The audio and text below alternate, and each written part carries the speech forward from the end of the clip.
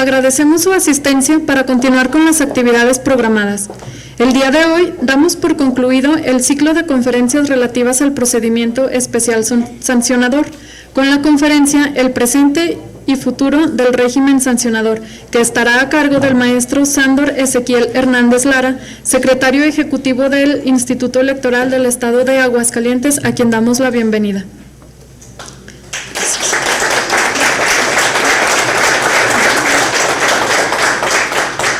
Enseguida escuchamos al magistrado presidente, José Ángel Joven Reyes.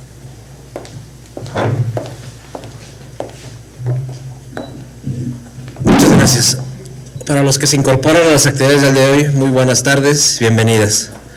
Hoy concluimos las actividades relativas a la conmemoración del 25 aniversario de nuestro tribunal. Igualmente, celebraciones que hemos hecho de manera en lo posible conjunta con el Instituto Electoral del Estado de Zacatecas, a cuyo personal que se encuentra presente le doy una gran bienvenida y les pido que se sientan como en su casa. Hemos hecho bastantes actividades, creo que ya ha sido muy valiosa las actividades y muy valioso lo que se ha obtenido con estos elementos. Doy la bienvenida a la representación del Instituto Nacional Electoral y estamos pues ya casi completa la familia electoral zacatecana aquí. Bienvenido maestro Matías, bienvenido maestro Berlín, bienvenidos. Les comentaba, pues ya con hoy concluimos las actividades del aniversario. Han sido muy fructíferas las acciones, fructíferas, y pues como se comentaba ayer en otro evento, la intención de estos eventos es lo que se hace bien, se haga de una mejor manera. Ser mejores en lo que hacemos, ser los mejores en lo que hacemos, mejorar cada día y capacitarnos para hacer realmente lo que la sociedad y el pueblo zacatecano espera de nosotros. Agradezco al maestro Sándor que nos acompañe en este tercer y última conferencia vinculada y relacionada con el tema del procedimiento especial sancionador, que es un tema que nos compete de manera conjunta en cada una de sus etapas procesales de la sustanciación y en este caso en la resolución de los procedimientos especiales sancionadores. Sean bienvenidas, sean bienvenidos. El maestro es gente de toda nuestra consideración y con una gran experiencia. Le pido que se sienta como en casa. Está entre la familia electoral zacatecana y sea usted bienvenido, muy amable. Gracias.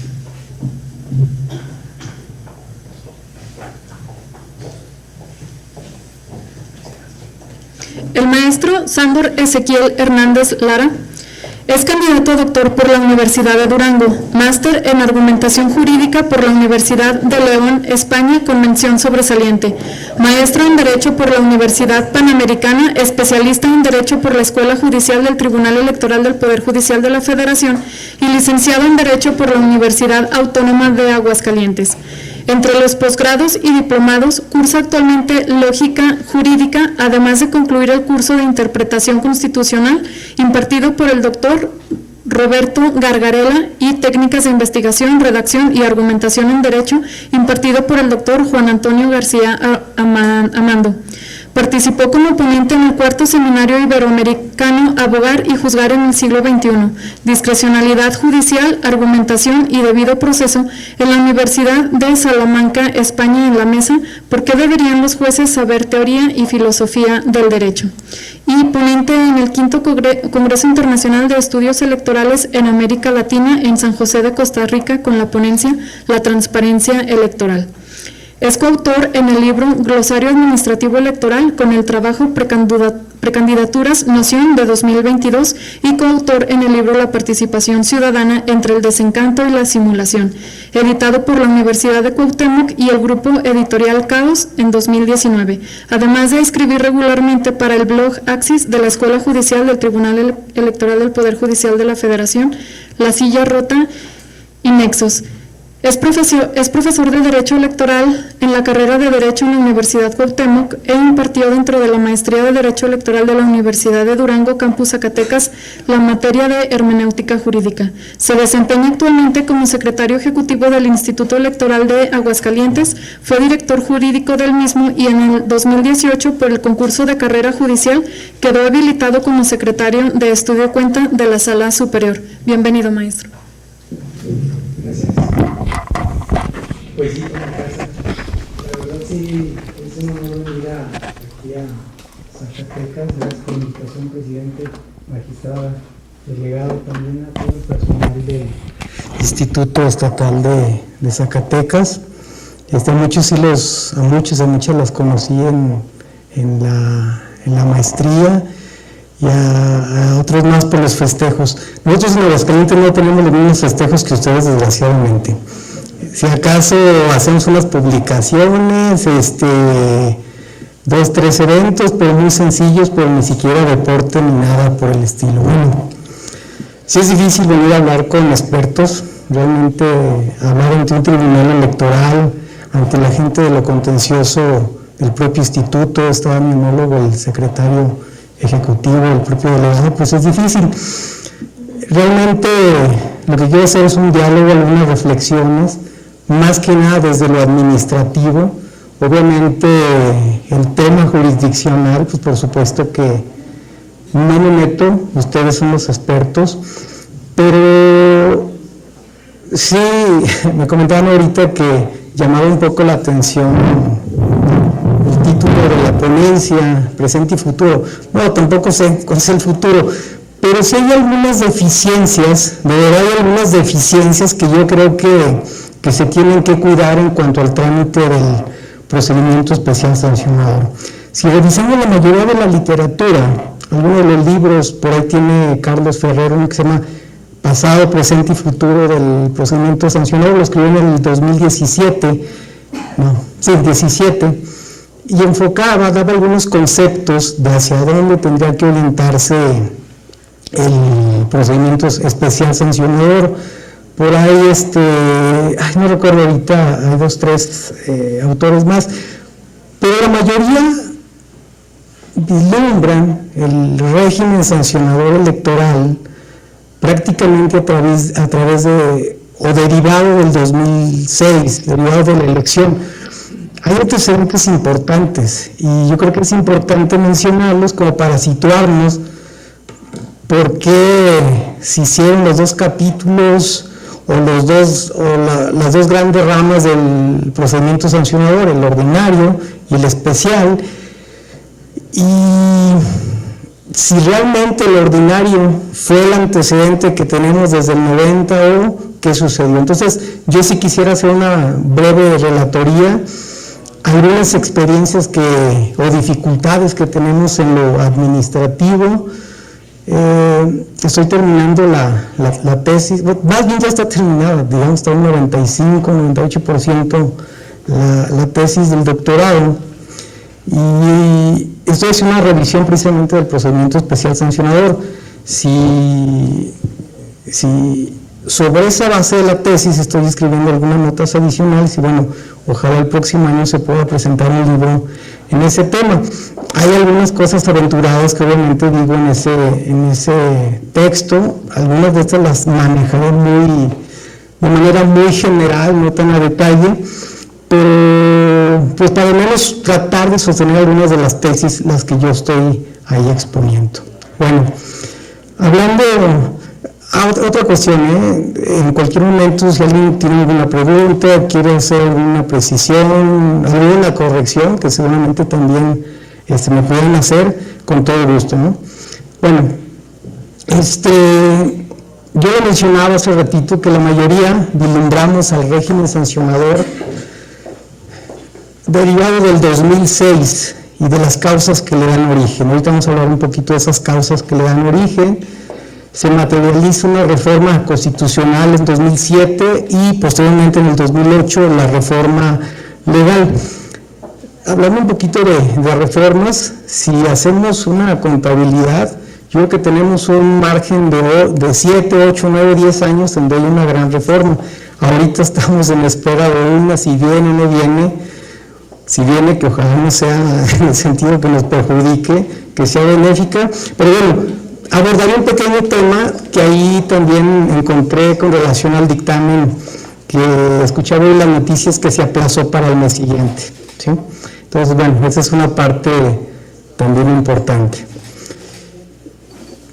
Yo veo el inicio del régimen sancionador electoral a partir de 1990.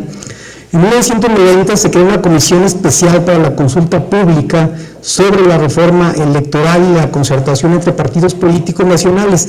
Había una fuerte crítica en ese entonces al sistema democrático, más que electoral, al sistema democrático, porque un sistema electoral como tal era muy, muy deficiente.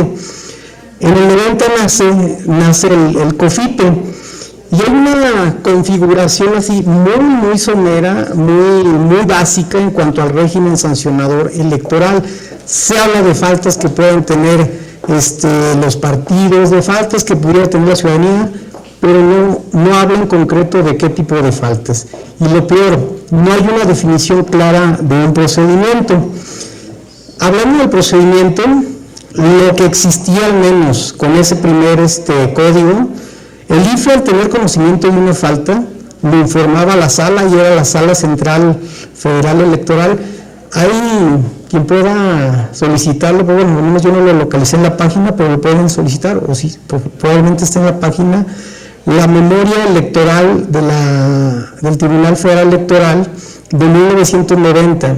Ahí dice cómo se fue instalando cada una de las salas centrales, las salas que había, y cómo se fue haciendo toda la reforma, cómo se fue consiguiendo cada una de los cimientos pues, de este régimen democrático. Si la pueden conseguir, está muy interesante para la historia. Bueno, el IFE, al conocer de una falta, ¿cómo conocía el IFE? Jamás dice el código cómo, o sea, supongo que andaba patrullando, alguien le decía algo. Bueno, tenía conocimiento de una falta. ¿Qué tipo de falta? Tampoco una definición muy concreta.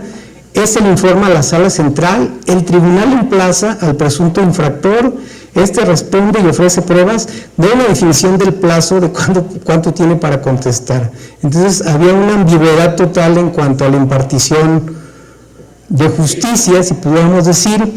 El tribunal resuelve en definitiva y se multa de ser el caso. O sea, aparentemente sí hay un procedimiento establecido, pero no hay una definición. Creo que en ese entonces lo que menos importaba para el régimen o para el Estado, o a la función electoral como una función de Estado, era las faltas. Importaba más la legitimidad de las elecciones, la representatividad y la fuerza que pudieran ir teniendo los partidos políticos, ¿no? No había una importancia como tal en cuanto al régimen sancionador, pero ya daba sus primeros inicios.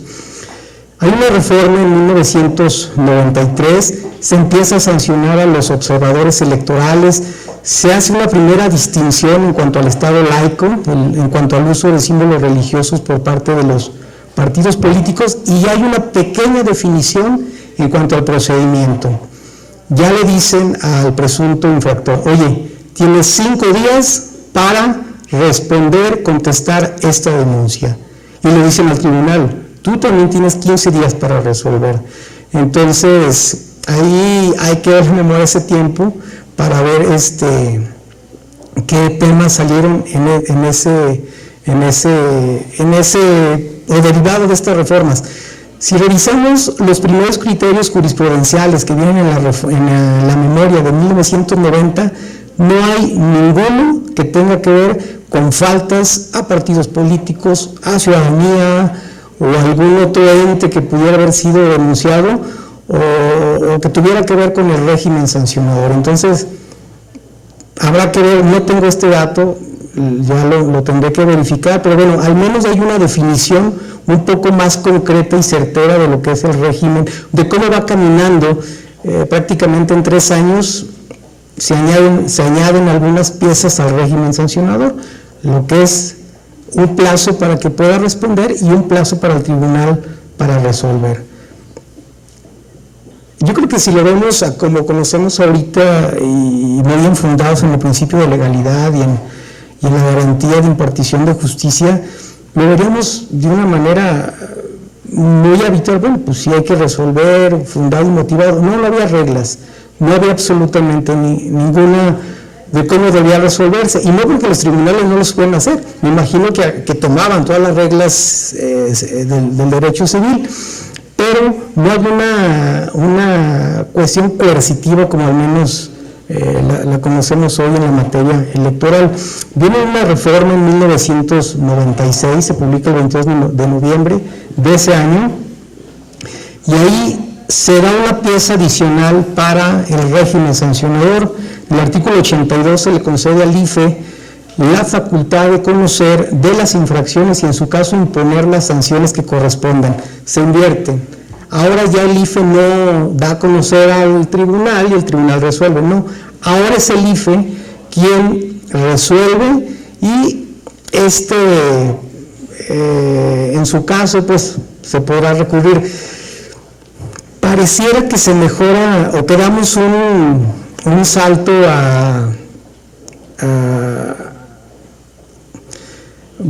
que se avanza. Yo creo que este fue un retroceso, porque a partir de 1996, que el IFE y los institutos electorales, que eran quienes resolvían, en este caso el régimen sancionador, no había procedimiento especial. Incluso en la primera etapa del procedimiento especial resolvían también los institutos estatales electorales. Se politizaba precisamente la impartición o la resolución de estos medios de impugnación. Yo recuerdo en algunos previo a la reforma donde pues era una segunda instancia de alegatos en la mesa la resolución de los ordinarios. ¿Cómo está, presidente? Buenas tardes. Era una auténtica segunda ronda de alegatos por parte del partido sancionado y de quien quería que se sancionara. Bueno, en esta reforma del 96 también se establece un capítulo con relación a las faltas y sus sanciones. Se le dota ya, como dijimos, de competencia al IFE para que conociera de estas, y también se le dan facultades al IFE para que conozca de infracciones de autoridades federales, estatales y municipales. Ese es el avance que yo le vería. Tiene su retroceso, pero bueno, es el avance donde se empieza a cuidar un poco los aspectos del 134 constitucional, sin decirlo como tal, pero bueno, lo podemos observar.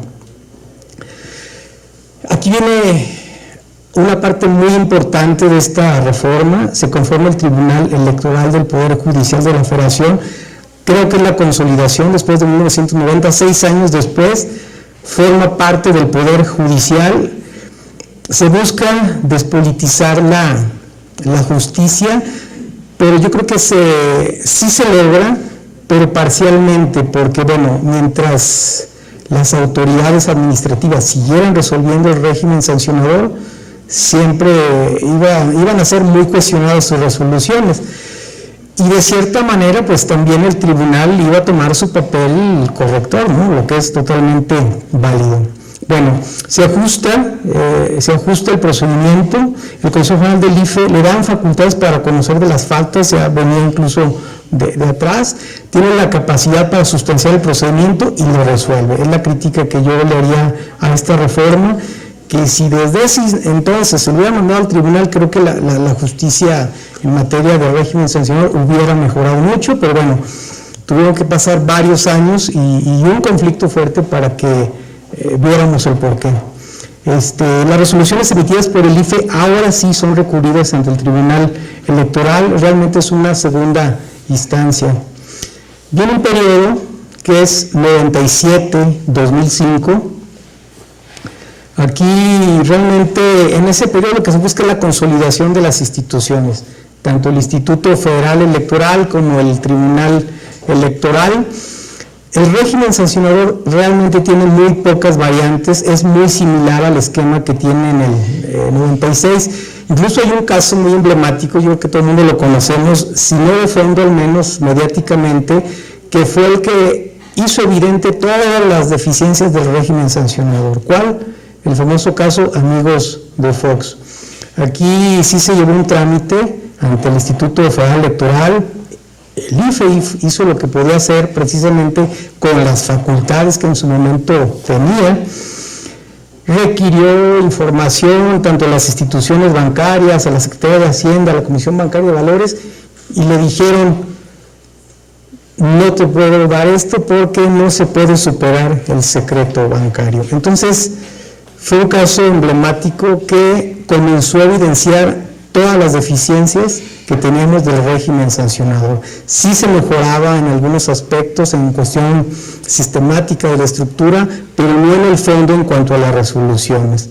Entonces, aquí empiezan ya los primeros señales de alerta sobre las reformas que tuvieron que venir. Aquí quiero hacer un primer enroque con lo que es la actualidad. Hace un mes exactamente, el Tribunal Electoral discutió dos criterios de jurisprudencia, la 10 del 22 y la 8 del 22. Se aprobaron por mayoría, 2 votos en contra.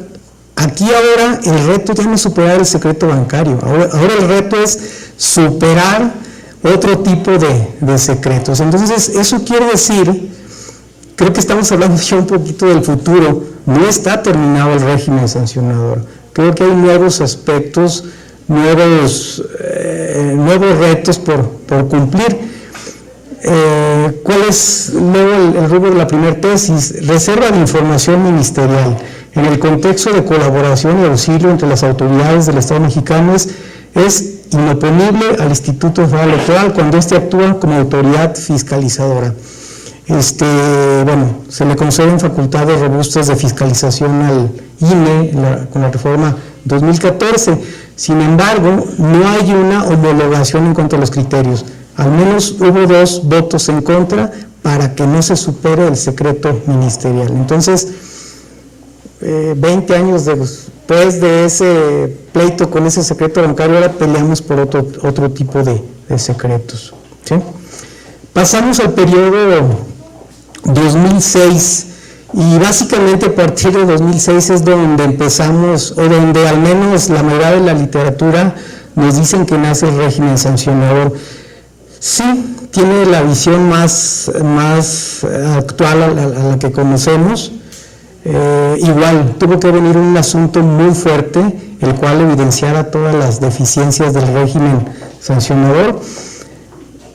Y este acuerdo que cito aquí, es un acuerdo que le propusieron al INE que emitiera, el INE lo subió y por unanimidad se rechazó.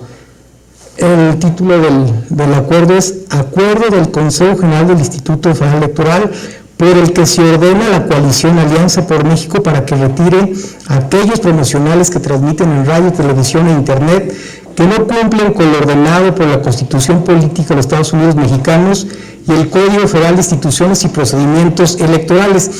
¿Qué es lo que se pedía en este acuerdo? ¿O cuál es el problema por lo cual, recordemos que era una elección presidencial, el candidato era el actual presidente de la República?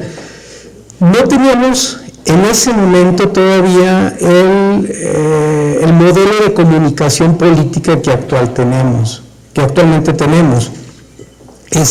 Anteriormente, de acuerdo al poder adquisitivo de los propios partidos políticos, pues adquirían sus espacios en radio, televisión, y parte pues de la ventaja no solamente era tener dinero, también parte de la ventaja era decir, a él no le vendes espacio en radio y televisión, a él, o si le vendes, que sean para que hables mal o que hables... Sí, más caro. Entonces, sí había un problema de inequidad muy fuerte. Entonces, se propone ese acuerdo y se rechaza de manera unánime por la conformación del INE en ese... Un peligro para México. Exactamente. Sí, exactamente. Entonces, podemos decir que este acuerdo fue el origen, bueno, yo al menos lo veo así, el origen del procedimiento especial sancionador. ¿Qué pasa?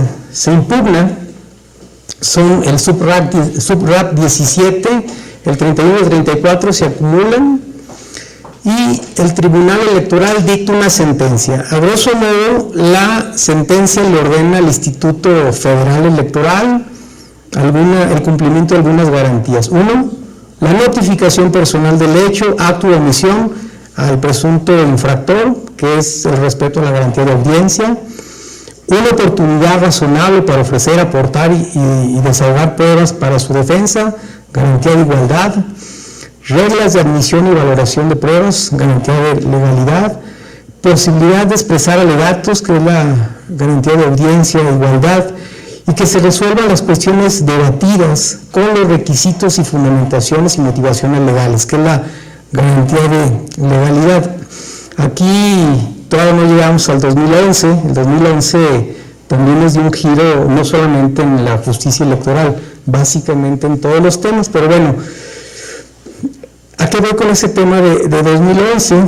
De que el último punto es importante, que se resuelvan las cuestiones debatidas.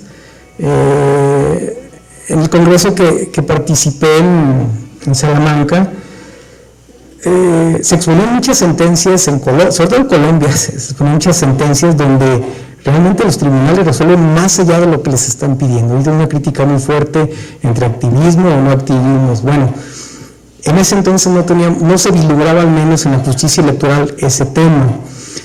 Estos fueron los parámetros que le puso el Tribunal Electoral al Instituto Federal Electoral. Con esto se da básicamente nacimiento a la reforma legal de 2008, que tuvo dos grandes rubros, y es de las grandes reformas después de 1990, lo que es el modelo de radio y televisión y lo que es el procedimiento especial sancionador. Y hay una división ahí ya, ahora sí, de dos procedimientos, lo que es el procedimiento ordinario sancionador y el procedimiento especial.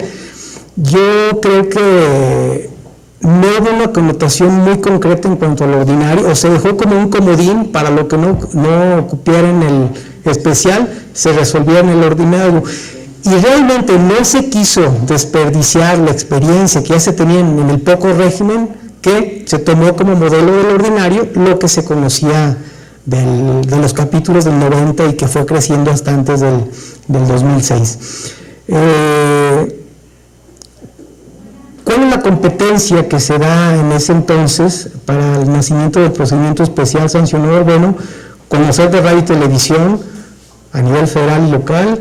Obviamente el Instituto Federal Electoral se vuelve autoridad única en la materia y la distribución de los tiempos oficiales del Estado mexicano, lo que es la propaganda política o electoral de los partidos políticos y los actos anticipados de precampaña y campaña. Teníamos aparentemente un capitulado o algunos rubros muy concretos que vamos a ir viendo cómo, ustedes saben, ¿no?, cómo se ha ido incrementando o cómo tratamos o cómo se trata en ocasiones mediante las denuncias de meter como calzador en alguna de las hipótesis cualquier irregularidad en un proceso electoral.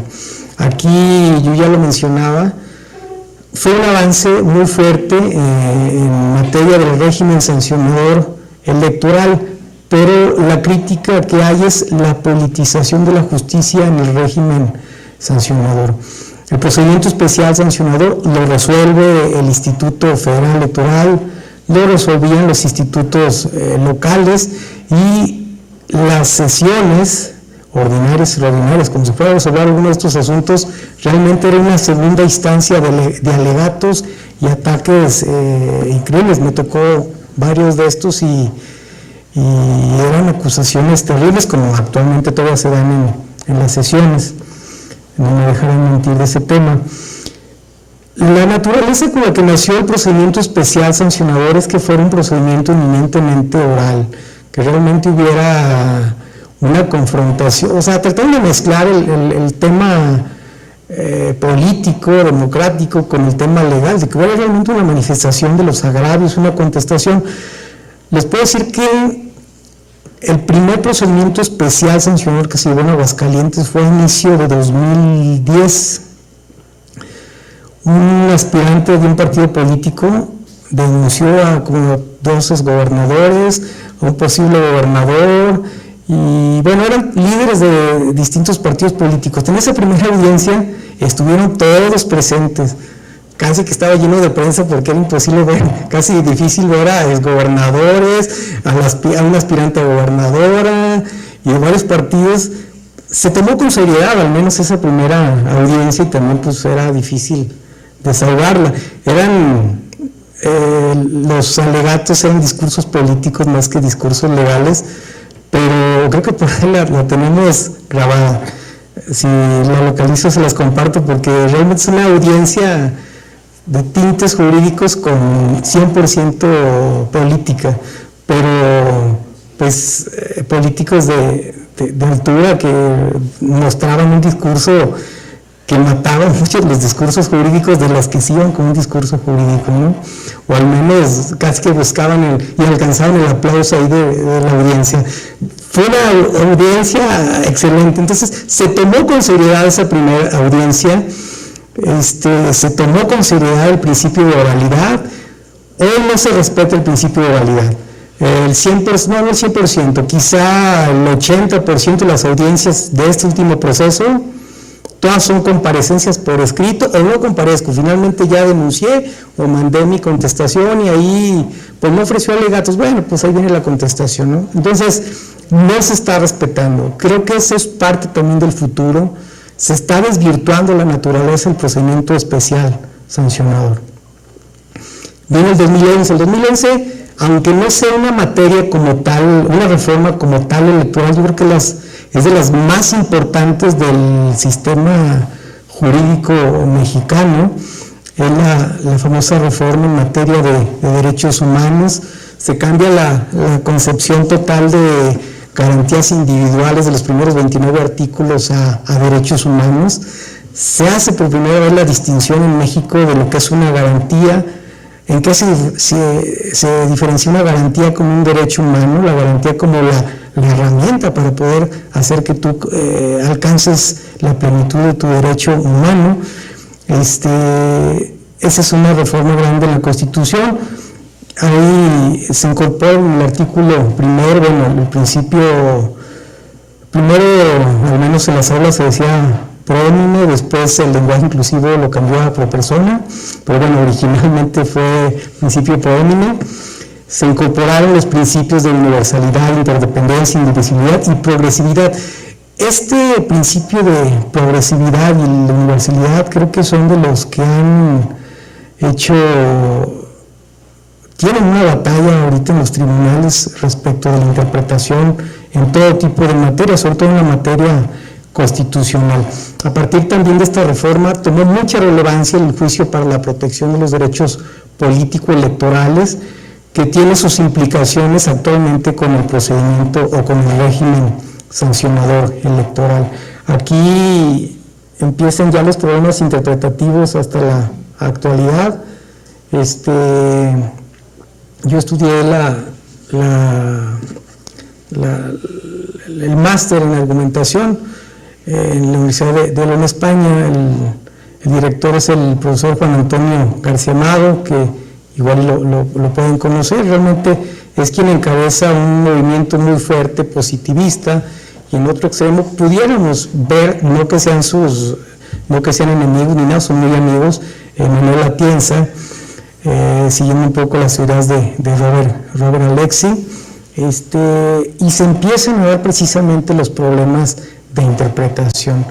Una corriente con la ponderación, otro con el texto tal como lo mandata el legislador democrático, que es el legislativo, y los otros que, aunque no se diga como tal, pues es parte de la crítica que al menos hace el doctor García Amado a los tribunales del activismo, ¿no? Él llama, para efecto de provocar el justmoralismo, ¿no? Que según la moral de cada quien es como poner un derecho frente a otro derecho. Pero bueno, ese es otro tipo de tema un poco más en cuanto a la argumentación.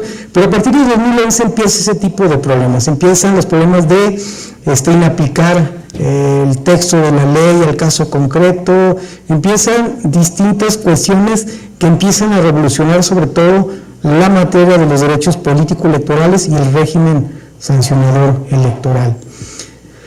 Viene la reforma 2014, que es una reforma, pues es la que vivimos actualmente, Pareciera que es la que vivimos, no, ya tiene sus variantes, todos las conocemos. Ahorita puntualizo un poco en cuanto a estas variantes. Aquí el régimen especial sancionador sí tiene un cambio importante. Se busca despolitizar la justicia del régimen sancionador electoral, le quitan la atribución a los institutos electorales, el IFE cambia a INE, le quitan la atribución de que resuelvan el régimen sancionador electoral y ahora lo resuelven los tribunales electorales. El tribunal que actualmente conforma Zacatecas es precisamente derivado de esa reforma. Se crea la sala regional especializada y bueno, empieza una nueva vida en el régimen sancionador electoral. La reforma trae, ustedes saben, muchísimos temas para hablar, pero bueno, me enfocaré exclusivamente en el régimen sancionador. Se homologa la garantía de igualdad, porque es un concepto, un tema muy pequeño, pero en el desarrollo de la audiencia tenía menos tiempo quien había presentado la denuncia para explayar su denuncia con relación a la respuesta. Bueno, pues tiene el mismo tiempo, ¿no? Tu media hora y tu media hora. Creo que es aunque sea mínimo, es una homologación en cuanto a la garantía de igualdad. Viene una reforma que pareciera pasa desapercibida, pero no, yo creo que es de las más fuertes en el régimen sancionador electoral, que se incrusta o que se complementa con la reforma de 2014, que es del 2020 a la fecha. Aquí hay temas muy importantes. Se crea la ley general, o se expide la ley, bueno, no sé si ya existía y se reforma, aquí no quiero mentir, pero bueno, no sé si se reforma, aquí no quiero cometer el error, pero al menos en la ley general de acceso de las mujeres a una vida libre de violencia, muchas de las modificaciones o que se dan en ese nacimiento de la ley, que aquí no tengo la duda, se trasladan también al régimen sancionador electoral.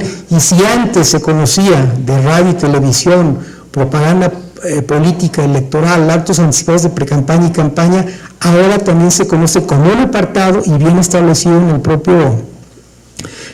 propia LEGIPE, que la LEGIPE también viene a sustituir al COFIPE, la violencia política en razón de género. Aquí vienen temas importantes en esto, que es donde empieza la complicación, al menos en la materia administrativa. Ya existían las medidas cautelares, no digo que no existieran, ya existían, pero se ven más evidentes en este tema. Vienen las publicaciones en redes sociales, vienen las publicaciones en propaganda, en entrevistas, en miles de acciones que de una u otra manera las conductas se encuadran en violencia política en razón de género. Viene un tema que son las medidas de reparación. Esas afortunadamente no nos tocan a las autoridades administrativas, les toca a los tribunales, pero bueno, también tenemos que hacerlas evidentes cuando vienen ya solicitadas ahí mismo. Vienen las medidas de protección, esas sí, creo que hay un conflicto, creo que hay una controversia. Se solicitan a la autoridad administrativa y muchas veces se confunde con una medida cautelar, que no es una medida cautelar. La medida de protección es una acción totalmente distinta a la medida cautelar. La medida cautelar es para que cese los efectos de algo que se está produciendo, y la medida de protección es una esfera, ¿sí? Es una barda para que no sé si ya se quitó esa medida, esa falta y se otorgó una medida cautelar, que no se vuelva a sancionar. Este es un conflicto que al menos a nosotros nos ha causado problemas. Las primeras que nos llegaron, nosotros no somos autoridades especialistas en materia de seguridad pública, no sabíamos ni podemos disponer de una patrulla para decir, te ordeno, te pido, secretario de Seguridad, que acompañes a su domicilio, que esperes a la candidata, perdón, no somos autoridades en ese tema, ni tampoco en cuestión de logística, de horarios o cuestiones por el estilo. Las primeras que nos llegaron y que remitimos a la Secretaría de Seguridad, nos batió totalmente la Secretaría de Seguridad, prácticamente nos dijo: tú no eres nadie para ordenarme en este tema. Firmamos un convenio con la Fiscalía, es reciente, tiene un año apenas, y afortunadamente la Fiscalía ha estado intercediendo a través, la Fiscalía pertenece precisamente a la Fiscalía General y de una u otra manera se ha ido solventando ese tema. Pero sí es una parte también del futuro. Tiene que regularse las medidas de protección, que están sujetas a una interpretación. No sé cómo se lleven aquí o qué conflictos tengan aquí en Zacatecas, pero al menos en Aguascalientes sí los hemos tenido. ¿Qué nace también con esa reforma 2020? Nace el Registro Nacional de Personas Sancionadas. Es terrible ese registro. Y que también hay una confusión. Cuando los tribunales sancionan a una persona por violencia política de género, ordenan que se registre en su catálogo de personas sancionadas. Y las personas creen que ya están inscritas en el registro. No, son dos cuestiones distintas. De hecho, ya lo resolvió la Sala Superior. La propia inscripción en el registro es una sanción como tal y tiene que tener una temporalidad. Incluso emitió una jurisprudencia la pasada sesión donde puede alargarse todavía la permanencia en el registro. ¿Cuáles son las consecuencias de la inscripción en el Registro Nacional de Personas Sancionadas? La inelegibilidad, la pérdida del modo honesto de vivir. El primer antecedente con el cual nace la jurisprudencia 5 del 2022, el primer precedente es de 2018, viene todavía de la época anterior de jurisprudencia. Este año empezó apenas la última época de jurisprudencia electoral. Es un asunto de Veracruz, donde se violentaba a una síndica, o sea, no le pagaban, incluso le cerraron la oficina. No fue en Veracruz, perdón, fue en Oaxaca, lo conoció Sala Jalapa. Incluso esta sentencia, la de la Sala Jalapa, fue galardonada por ser de las primeras en ese tema. Se recurrió en Sala Superior y se sostuvo el criterio de la pérdida del modo honesto de vivir. Ese primer antecedente es de 2018, no traigo el expediente aquí. No, el expediente. Aquí es cuestionable, puede ser cuestionable, habrá quien cuestione si realmente ese tipo de acciones son suficientes para que se interprete el artículo 34 constitucional, la fracción segunda. Recuerden que para ser ciudadanos basta tener 18 años y tener un modo honesto de vivir. Hay una segunda vertiente en cuanto a la pérdida del modo honesto de vivir, ahorita lo vamos a ver más adelante. Yo creo que sí es un tema que debe debatirse, la violencia política en razón de género. Creo que sí es un castigo fuerte el decirle a una persona: tú no tienes un modo honesto de vivir por violentar en razón de género. La siguiente hipótesis que más adelante voy a comentar, no estoy tan de acuerdo, pero en esta sí. Pero se está llevando un nuevo giro en ese tema, la interpretación constitucional, interpretar la fracción segunda del 34 constitucional. Nació la jurisprudencia 5 2022, de hecho es de las primeritas que da nacimiento a esta época. Inelegibilidad. Podría actualizarse cuando en una sentencia firme se determina que una persona carece de modo honesto de vivir por incurrir en violencia política contra las mujeres en razón de género. Surge un precedente interesante también en este periodo 2020 a la fecha, es la contradicción de tesis, la sub-CDC 6-2021, y este precedente es donde empieza a ligar el régimen sancionador con el juicio para la protección de los derechos político-electorales de la ciudadanía. La contradicción fue la siguiente: juicio para la protección de los derechos político-electorales del ciudadano es la vía procedente para controvertir las determinaciones de fondo derivadas de procedimientos administrativos sancionadores en materia de violencia política en razón de género, tanto por personas físicas responsables como por la denunciante. Aquí con esta contradicción se resuelven dos aspectos fundamentales: que la violencia política tiene dos efectos: uno, la sanción y la reparación. Si lo que busca quien presenta el texto legal que presente es la reparación, al menos este criterio nos dice que tiene que ser un juicio para la protección de derechos político-electorales de la ciudadanía. Y si lo que se busca es la sanción, pues tiene que ser el procedimiento especial sancionador.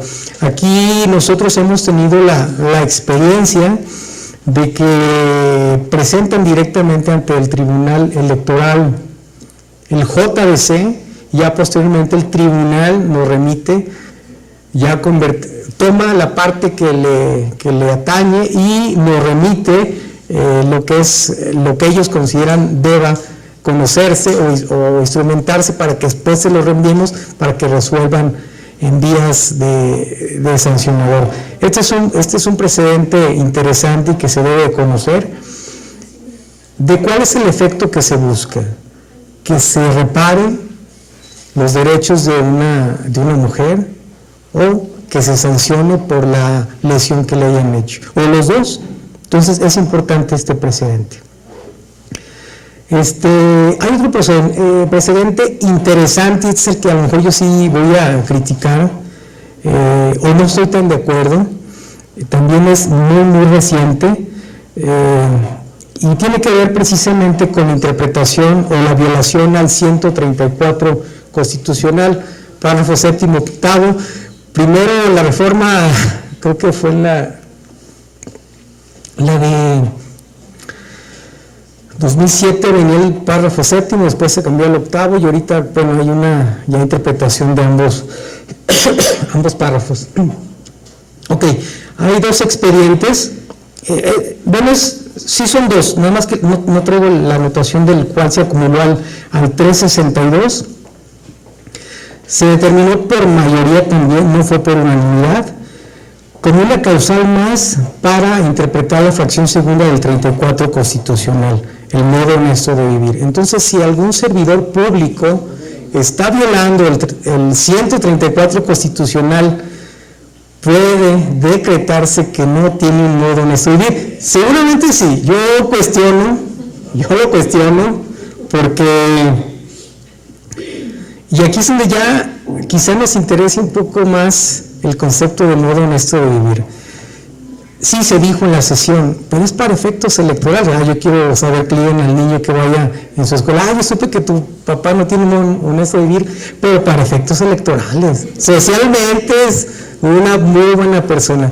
Sigue con carro nuevo. Entonces, esto es parte del futuro.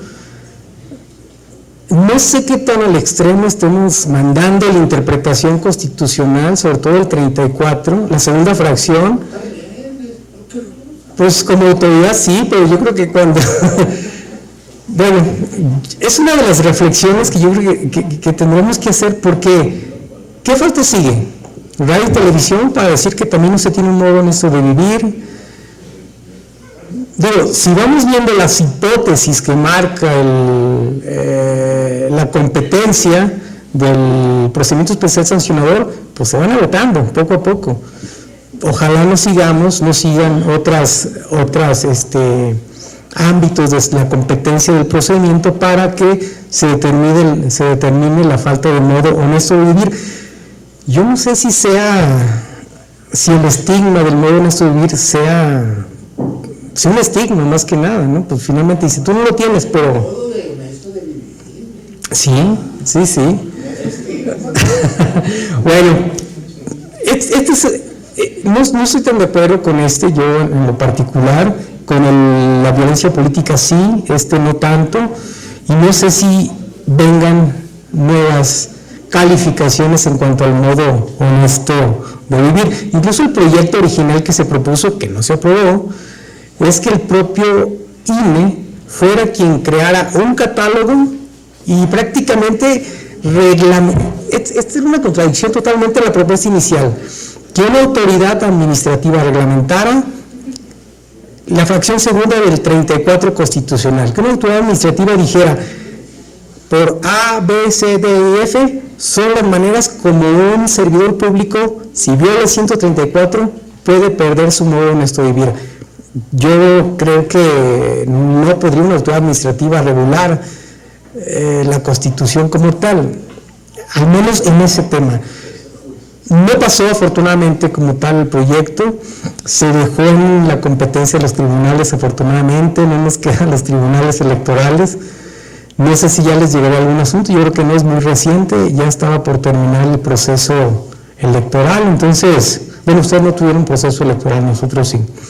Pero bueno, sí va a ser uno de los temas del 24, tienen elecciones en 24, ¿no? O 23, sí. Coahuila y Estado de México.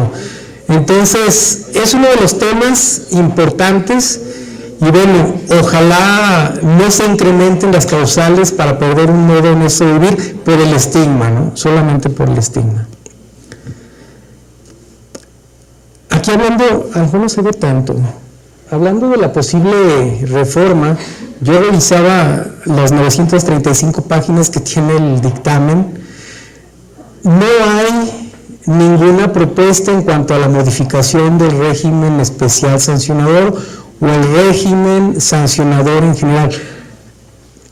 El ex magistrado Flavio Galván Rivera, no conozco el trabajo en extenso como tal, pero él sí maneja un tema muy interesante en su comparecencia que hizo. Voy a arrimarme, dice, en el abstract, dice: la actual estructura organizativa se puede optimizar escindiendo a la sala superior en 2 con 3 integrantes cada una para revisar ternas de desechamiento y sobreseimiento dictadas por el magistrado instructor y en pleno sobre temas de constitucionalidad o convencionalidad de resoluciones de las salas regionales. Se debe redefinir la competencia de la sala regional especializada.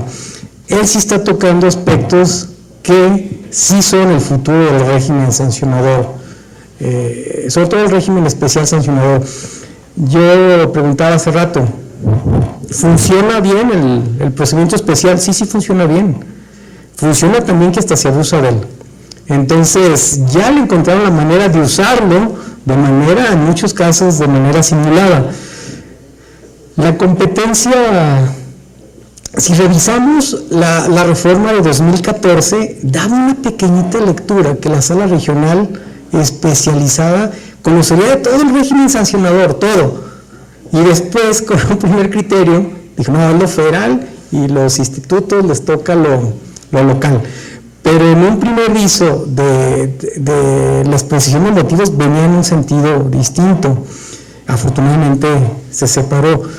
Pero creo que él sí está viendo el problema en el que se va a enfrentar el futuro, el régimen sancionador electoral. La primera propuesta que hace también es muy importante en materia de desechamiento, porque recordemos que los medios de impugnación son el espejo de los procedimientos especiales sancionadores. No son una familia aislada, no, al contrario, a quien sancionas recurre, o a quien no se sanciona también recurre. Entonces, creo que es importante ir cuidando el régimen porque yo creo que en muchos casos sí se está pervirtiendo, ¿sí? Bueno, en cuanto a la reforma que está en discusión, este es el único tema que vi, pero como ponencia, no como una modificación al régimen como tal, pero bueno, sí lo expone una verdadera autoridad en el tema, el ex magistrado Flavio Galván Rivera, quien pueda ver por ahí en la Escuela Judicial o en YouTube, hace algunos meses y hubo una experiencias jurisdiccionales, increíble la ponencia que llevó él, quien pueda verlo, muy recomendable. Yo aquí, bueno, esto sería parte de los antecedentes y parte de lo que vivimos y parte a donde se encamina o algunos aspectos de los que he mencionado.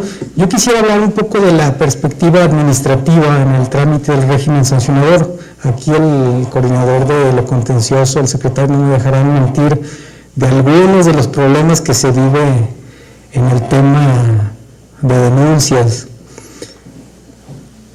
Estos son algunos de los temas que a nosotros de repente nos causan muchos conflictos. Lo que es la decisión de quejas por candidaturas federales y locales, lo que es la decisión de quejas por competencia en la materia de radio, televisión y fiscalización. Nos llevan los dos últimos procesos, tuvimos el proceso 20-21 y luego 21-22, tuvimos 10 días de descanso.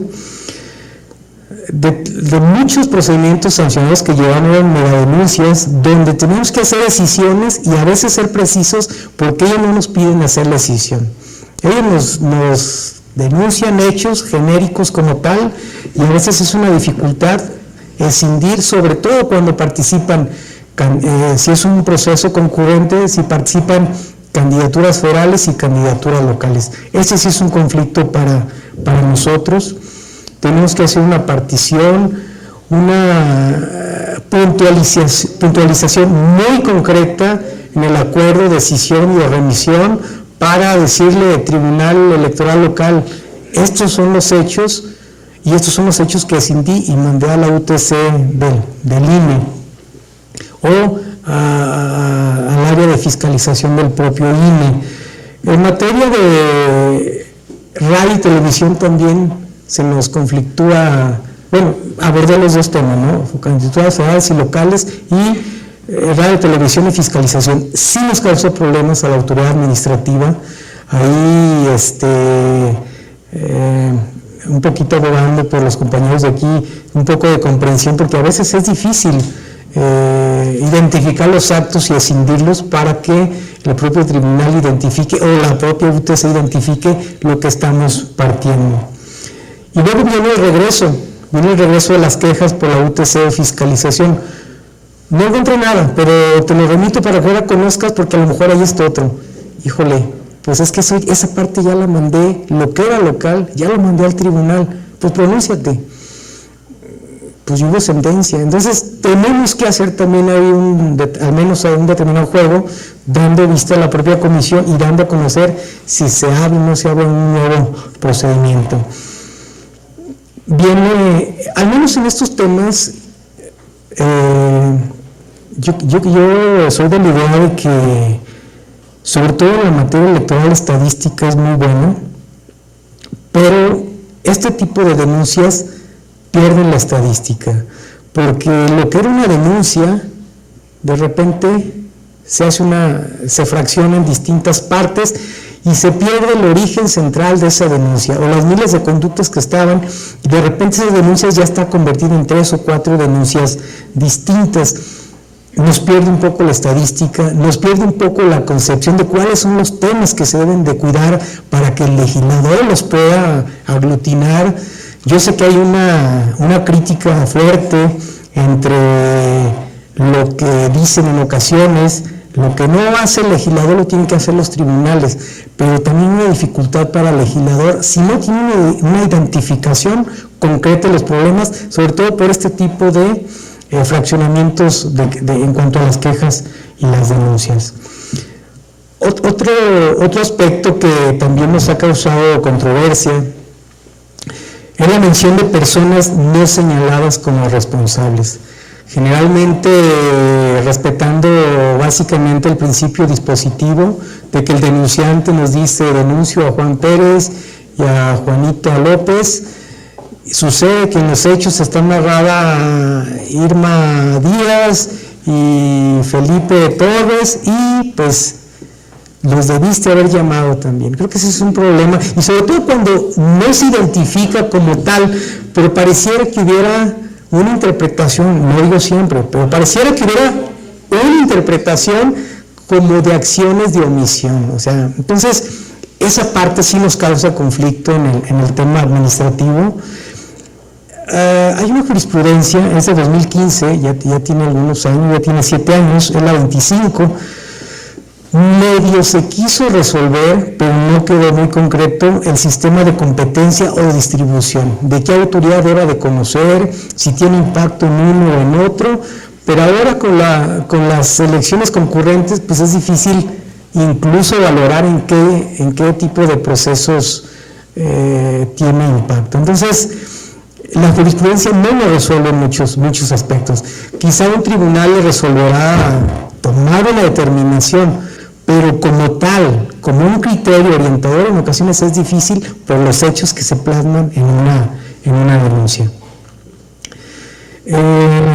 La mención de medios de comunicación en materia de quejas, este es otro tema que también nos hizo dar, no solamente a nosotros, también al tribunal, ir y venir con algunos asuntos, sobre todo en algunos temas de BPG, donde no consideramos nosotros inicialmente emplazar al medio de comunicación. Después nos dicen que sí lo mandemos y después dice el tribunal no, porque está en un cumplimiento de una labor y un respeto al periodismo. Estas dos tesis son recientes, estas ni siquiera son tomadas en consideración. Estas tienen una semana, las aprobó recién, una semana estoy seguro, el miércoles pasado la sala superior, y tiene su grado de peligrosidad, yo creo, porque le están diciendo al medio de comunicación, porque el medio de comunicación se ha cuidado de decir, es que un corresponsal me está diciendo que saque esta nota, no lo voy a sacar. Y le están diciendo, no, espérame, pues el responsable es él, no tú. Entonces, hay una permisión sobre todo para una publicación. Creo que no son jurisprudencias, son tesis, pero no sé ya en la práctica qué consecuencias vayan a traer, sobre todo en el tema de violencia política en razón de género, donde él me diga, tú me dijiste que lo publica, dile a él, oye, pero pues tú eres el que tiene el aparato de publicación. Ahí está un criterio. Creo que son temas que no sé si llegue a subir a jurisprudencia, pero las tesis creo que sí tienen un grado pues de cuidado pues en proceso electoral. Se acaba de aprobar, no estamos en proceso electoral, vamos a ver qué sucede en el próximo proceso y veamos la repercusión que pudieran tener. Y bueno, estoy de acuerdo en la protección al periodista, pero yo creo que uno de los temas que ha dejado, y me paso a lo que sigue, uno de los temas que ha dejado el procedimiento especial sancionador, aunque no se quiera ver de esa manera, se ha limitado la libertad de expresión en general. Se está poniendo pues sí, un cubrebocas, un filtro pues para las palabras. Bueno, ahorita llegamos a ese tema. Otro de los temas que nos causa algo de controversia son las páginas de redes sociales. Ahí hemos batallado mucho porque la policía cibernética lo que nos apoya es a describirnos la página, nos dice esto tiene y cosas que no se ven visiblemente, pero no nos dice quién es el responsable. Entonces, proceso electoral 17 y 18 batallamos mucho, fuimos limando un poco el camino en el 21-22 y 20-21-22, porque afortunadamente el INE tiene un convenio de colaboración con Facebook, pero también se ha batallado un poco en ese tema. Creo que las redes sociales más explotadas y con las que se ha tenido un resultado más satisfactorio son las que pertenecen a ese consorcio de Facebook, pero todavía en el caso de Twitter se batallamos mucho para poder saber quién es el tenedor de tal o cual cuenta. Los grupos de WhatsApp también son difíciles. Ha habido denuncias que me presentan de los grupos masivos políticos de BPG. Entonces, hay temas que al menos a la autoridad administrativa nos causa conflicto en materia de redes sociales. Antes del convenio, antes de que tuviéramos el contacto con el INE, o creo que el INE todavía no tenía el convenio como tal con Facebook, hacíamos directamente la gestión y nos regañó varias veces de manera fuerte el tribunal porque no bajaban una publicación de BPG. No podíamos hacer, incluso nos contestó Facebook así muy elegantemente en inglés, cuando me lo ordenen, pues, y es más, para mí no es violencia política. Oh, espérame, pero pues yo soy privado, yo no soy una autoridad. Entonces tenemos un conflicto porque las redes sociales cumplen un fin social o un fin privado también, o sea, una combinación de fines y objetivos, pero no son autoridades. Entonces, aquí afortunadamente el INE nos ha salvado en muchas de las denuncias que se han presentado, pero falta regulación en materia de redes sociales. Creo que el tema de redes sociales se mete con calzador, sean actos anticipados de precampaña, de campaña, publicidad política o electoral, pero creo que merece su apartado especial que se deba de regular en la competencia del procedimiento especial sancionador. La investigación de domicilios también nos causa mucho problema. Tenemos la colaboración también con el INE, pero muchas veces el INE dice, pues son homónimos, ni siquiera, y nos da 10 homónimos de la misma persona, de Juan Pérez López.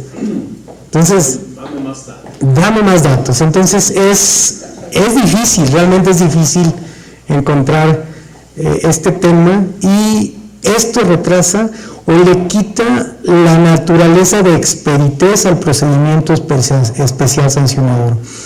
En mayores diligencias de investigación nos han regresado expedientes porque deberíamos de hacer mayores diligencias de investigación. La ley no lo dice. La ley se enfoca en el principio dispositivo.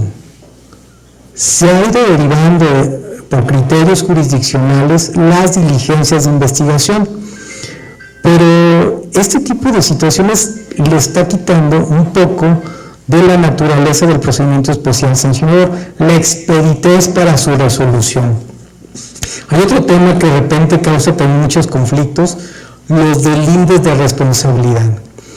Mediante publicidades política o electoral anticipada, posicionando a un candidato, una candidata, y al día siguiente llego y presento un escrito, me delindo, yo no fui, investiga quién fue. Ese es el problema, eso es parte de la degeneración que está teniendo el procedimiento especial sancionador. Creo que ya se le ha encontrado la medida en muchos aspectos, a que sea una simulación, no siempre, por supuesto que no siempre, pero ya hay quien encuentra la manera de agarrarse del procedimiento para sacar una ventaja electoral. Me posiciono, sé que me voy a deslindar y alguien lo hizo por mí, alguien me quiere quemar, alguien quiere quemar a mi candidato o mi candidata, no fui yo. Y luego aquí vienen las calificaciones. Hemos visto algunos criterios donde se dice, se deslindó a tiempo, sí vale, no es responsable, no se deslindó a tiempo, el tiempo no fue el razonable. ¿Cuál es el tiempo razonable?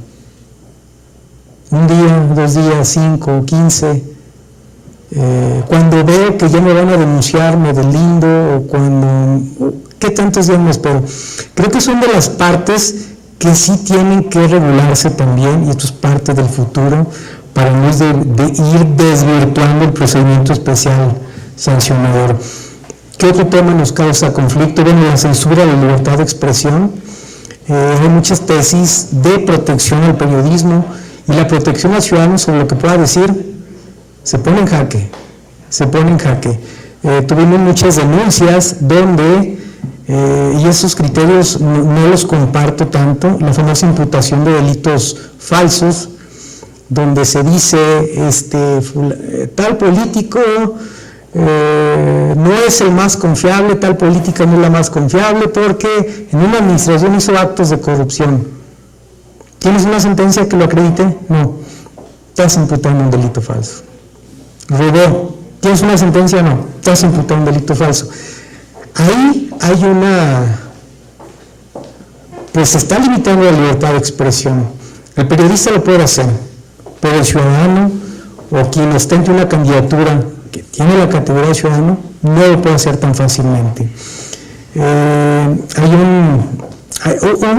Son pocos criterios que hubo, pero sí hay algunos donde incluso se imputó a partidos políticos que habían hecho actos de corrupción en el pasado. Y en esa sentencia se dijo, tiene la sentencia donde ese partido en 30, los años que sean, hizo ese acto de corrupción, de robo, no. Le imputaste un delito falso al partido político. Yo creo que a un partido político no se le puede imputar un delito falso. Creo que es parte del debate democrático, es parte de la libertad de expresión y son algunos de los precedentes con los que al menos creo no concordar.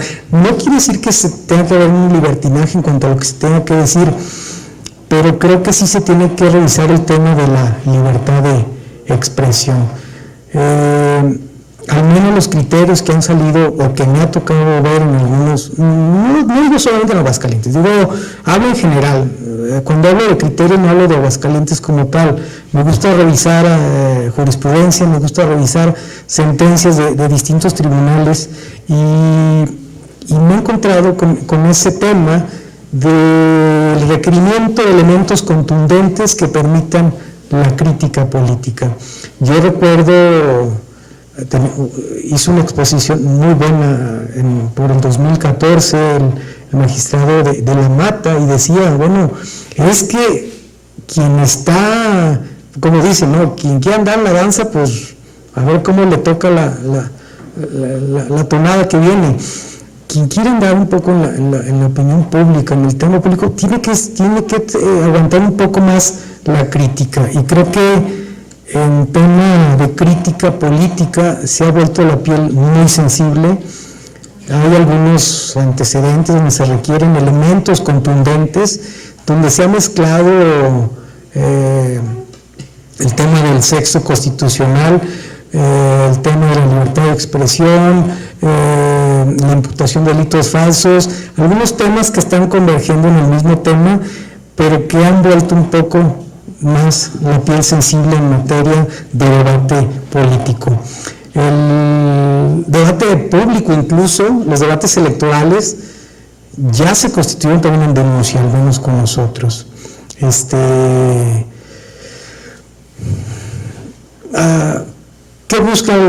¿Qué se busca con un debate? Yo creo que se busca la confrontación y saber de una u otra manera cómo ir librando los ataques. No digo que los debates tengan que ser de ataques, claro que es para la exposición de propuestas y demás, pero también conllevan a ver la capacidad de respuesta, la improvisación que tiene una candidatura en un debate. Entonces, eso está siendo también materia del procedimiento especial sancionador, y las denuncias que se presentan se meten con calzador en alguno de los temas. Entonces, esto es también parte del futuro, una revisión de las distintas opciones o distintas competencias del procedimiento especial sancionador. Aquí voy a hacer una perspectiva, ahorrando tiempo, perspectiva global del problema. Este informe lo tiene la Sala Regional Especializada en el Estadístico de 2014 a 2022. Lo saqué ya hace un par de meses, entonces sé que seguro ya está actualizado, pero ellos han tenido 5.093 asuntos entre sancionadores de órgano central, de órganos distritales, de órgano local del INE, asuntos generales, impedimentos, juicios electorales y carpetas de antecedentes. Esta es la magnitud del problema a nivel federal del procedimiento especial sancionador. Esa es la numerología. No traigo la numerología a nivel local, pero traigo un dato que puede resultar interesante. El proceso concurrente 2021, las 32 entidades tuvieron al menos un cargo de elección electoral. Si sumamos todas las candidaturas, estamos hablando de regidurías, propietarios, suplentes y demás, En 2021 tuvimos más de 20,000 candidaturas en juego en el país. Son uno por cada expresión política. Cada uno es un potencial problema de un procedimiento especial sancionador. Habrá un proceso concurrente, los números van a aumentar. Esta es una nueva perspectiva de la explotación que se está dando del procedimiento especial sancionador. Yo creo que es el tema a debate en la materia electoral, y lo digo por lo siguiente. Creo que yo digo que la piedra angular de los procesos electorales, porque es la que le da vida a todo. Bueno, es el referente a los medios de impugnación. Realmente los medios de impugnación, no todos, pero un gran porcentaje de medios de impugnación son el espejo de la denuncia. Al que se sanciona o a quien no se sanciona, necesariamente va a recaer en un medio de impugnación.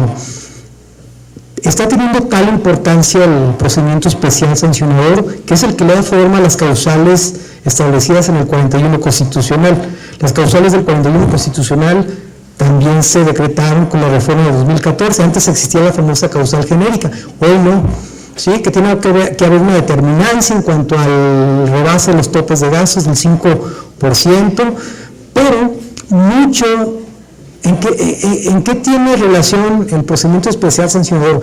Pues que se busca precisamente la sanción, la multa económica, para que tarde o temprano se busque un rebase en los topes de gastos de campaña. Tiene mucha relación el PES con las denuncias de radio y televisión, o sea, sí dan forma también a la otra causal del 41 constitucional, y bueno, el otro tiene que ver un poco más con cuestiones de financiamiento ilegal, pero también tiene una relación.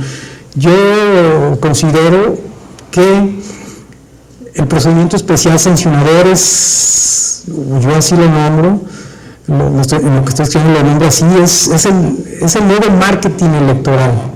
¿Por qué es el nuevo marketing electoral? Al menos los últimos procesos que me ha tocado ver en cuanto a procedimientos sancionadores, la presentación de denuncias es materia de los medios de comunicación que están de ese lado. Y se sale en las 8 columnas. Se denunció a tal candidato, tal candidata por tales hechos. Ya hay una limitación hacia la persona. Es más, ya se está dando por hecho que esta persona es responsable. Se está minimizando ya su capacidad. Si se sanciona, viene el doble de publicidad diciendo, no les conviene. ¿Sí? Y si no se sanciona, viene del otro lado. Ven, soy inocente. Entonces, se está convirtiendo en un nuevo marketing electoral, el procedimiento especial sancionador. Hoy los periodistas, me ha tocado ver muchos periodistas que hacen videos de resumen con la cuenta que dan los tribunales electorales diciendo, se debe de sancionar y es responsable tal persona. Y eso forma en muchas ocasiones parte del modelo de comunicación política. Entonces, sí, el PES es la piedra angular en ese tema, ese nuevo marketing político electoral, son materia de la comunicación política. La oficialía electoral nació también con la reforma de 2014, va ligada directa e indirectamente con el procedimiento sancionador. La oficialía puede solicitarse de manera aislada, tipo documento, va a ser la acción como si fuera otra materia del derecho y después se presenta la denuncia, o solicitarse ahí mismo. Pero también se ha prestado mucho a la simulación. No faltan las llamadas adesoras donde se pide urgentemente hay que hacer una oficialía porque están haciendo tal y cual cosa. Y muchas de esas cuestiones son montadas. Muchas son reales y muchas son montadas. Entonces, ahí es donde va a entrar también en conflicto el modo honesto de vivir del 134 constitucional.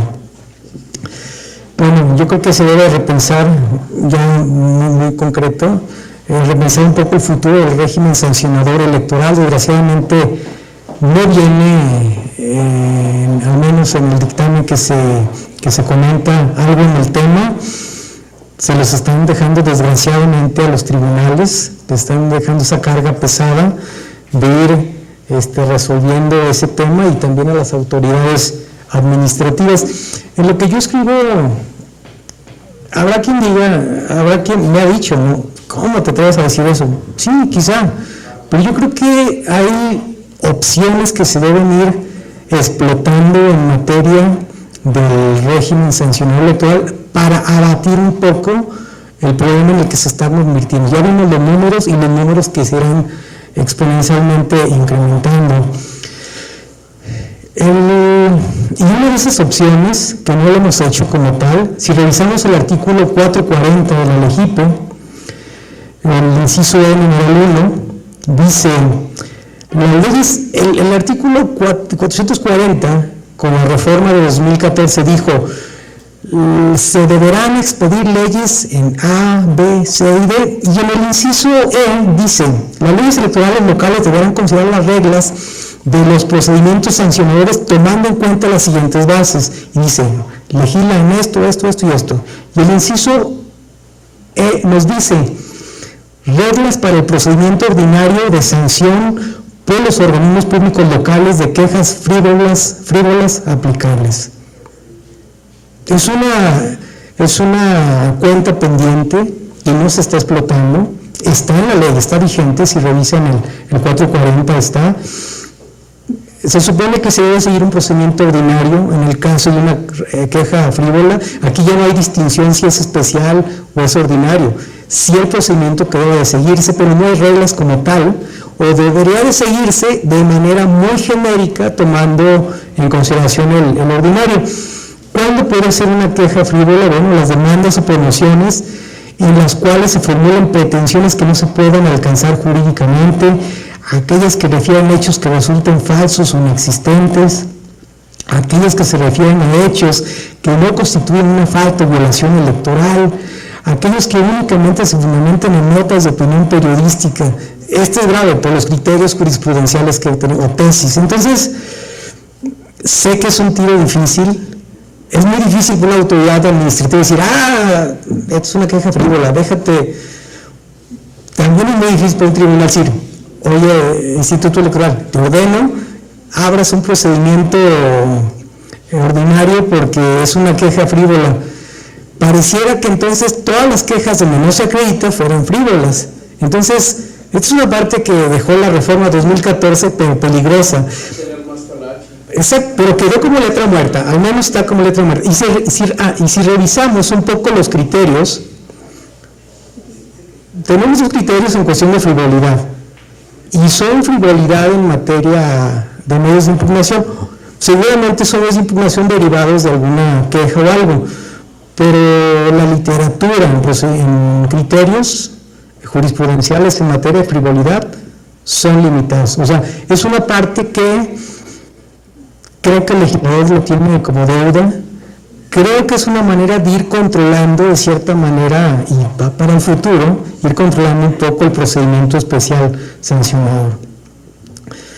Este tema también me han dicho, no es cierto, está loco. Seguramente. Hay un tema con el cual, ya para concluir, abordo el inciso B y el C, que es el interés público. Todo lo que es materia de derecho electoral es de interés público, y sí, cierto, todo es de interés público, pero yo creo que hay ciertas quejas donde, aunque es interés público, quizá pudiera arreglarse a través de una conciliación, alguna mediación. Doy como ejemplo. Pintaron mi casa, porque pensaban que era la parte de atrás de un baldío que no era de nadie, con una publicidad política. Yo denuncio al partido. Pues tengo que terminar el trámite. Si presento la denuncia, se tiene que terminar y sancionar, reparar y demás. Creo que son temas donde quizá pudiera conciliarse, quizá pudiera mediarse. En esa conferencia que les decía del doctor Flavio Galván,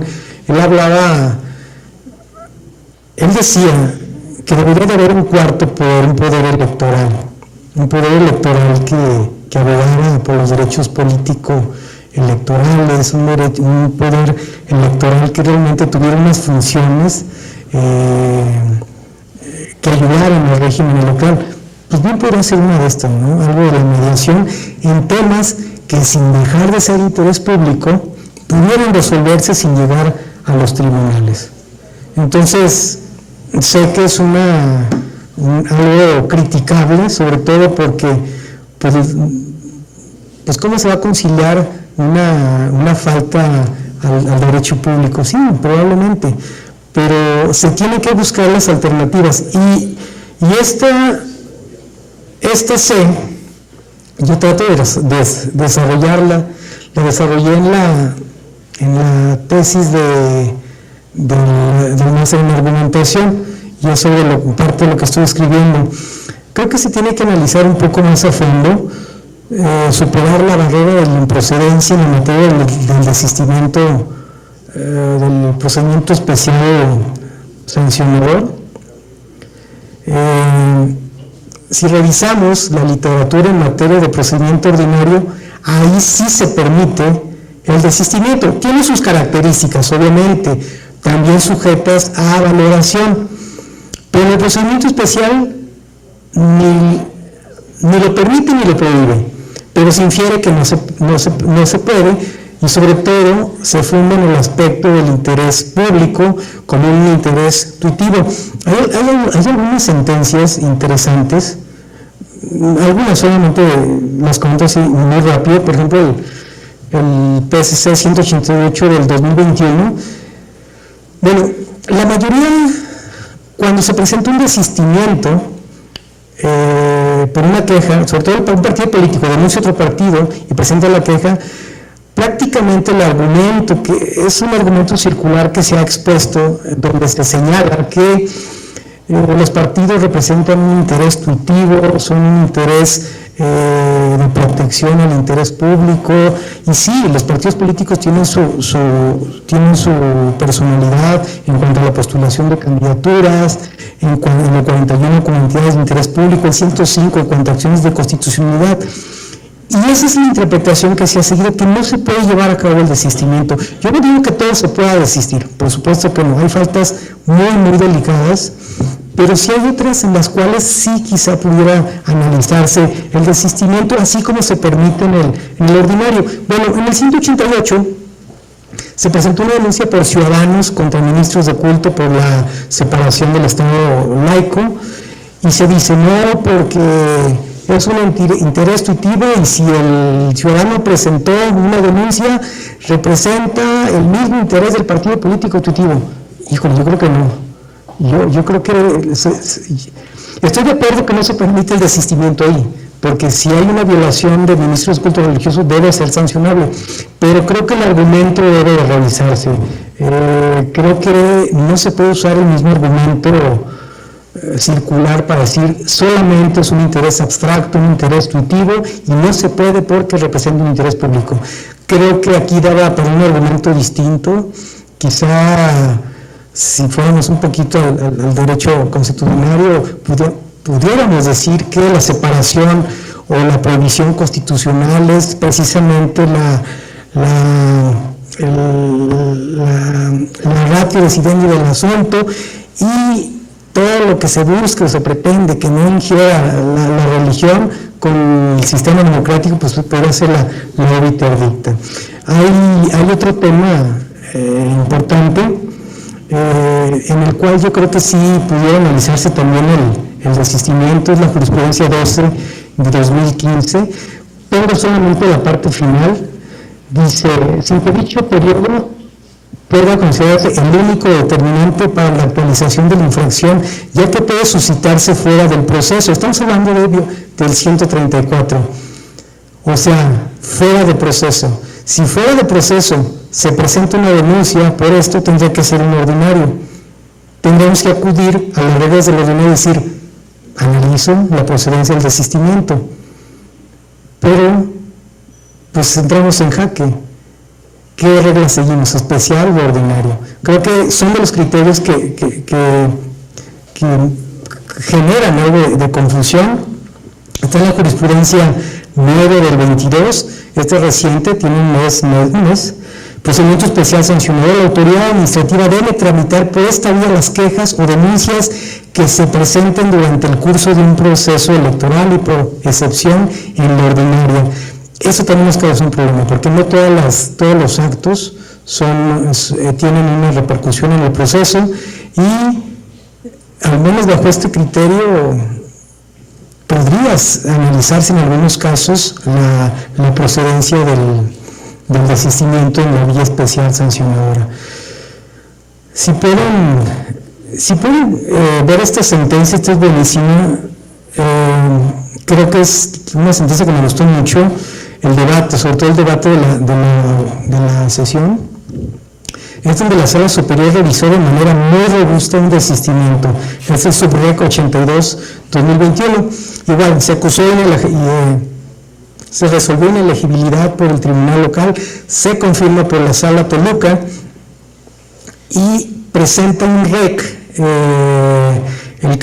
quien era el presidente municipal, porque quería la reelección, presenta el REC y acompaña un escrito nominado diciendo, firmado supuestamente por la ofendida, a quien se le violentó con BPG, dice, no, la persona se presume que es un desistimiento del procedimiento, ¿no? Que quiere decir, incluso no recuerdo cuál de los magistrados dijo, bueno, este es un asunto de los que marcan línea en el tema y donde se le tiene que dar un carácter de interés público al desistimiento. Entonces, se analiza la procedencia del desistimiento. Dice, para atender esta es prácticamente la litis, se fija la litis aquí, para atender los agravios, esta Sala Superior considera necesario hacer un pronunciamiento general sobre la naturaleza y alcance del desistimiento de la víctima en el contexto del procedimiento especial sancionador por violencia política en razón de género y su relación con los principios del debido proceso desde una perspectiva constitucional que consideran los derechos de las partes en el procedimiento y en especial los derechos de las víctimas. Esta es prácticamente la litis. Está muy interesante la sentencia, también el debate, y hay una parte interesante de la sentencia que dice, una perspectiva más amplia donde el desistimiento puede contribuir a facilitar procesos para empoderar a la víctima frente a su propio contexto, siempre que se trate de una decisión libre y se acompañe de una serie de medidas de satisfacción y no repetición, así como que se haya restituido aquellos derechos que pudieran verse afectados. Se hace una relatoría muy interesante de la figura del desistimiento a nivel procesal y hay un análisis muy serio, muy robusto de la Sala Superior, donde cabe la posibilidad de buscar algunas conductas del PES donde pudiera encuadrarse el desistimiento. Ya para terminar, hay un criterio de la segunda sala de la Suprema Corte, donde en 1970, ya yo sé que hace muchos años, pero fue importante ese criterio, y a lo mejor trato de hacer una analogía con el famoso interés público, porque en esa, nomás permítanme, en ese asunto la segunda sala de la Suprema Corte se estaban llenando de procedimientos administrativos y tenían que ver con la cuantía. Entonces la Suprema lo localicé casi que por casualidad ahí, buscando precisamente para lo que estoy escribiendo, hizo una separación de conceptos sin quitar lo que era la naturaleza de la materia que estaba resolviendo.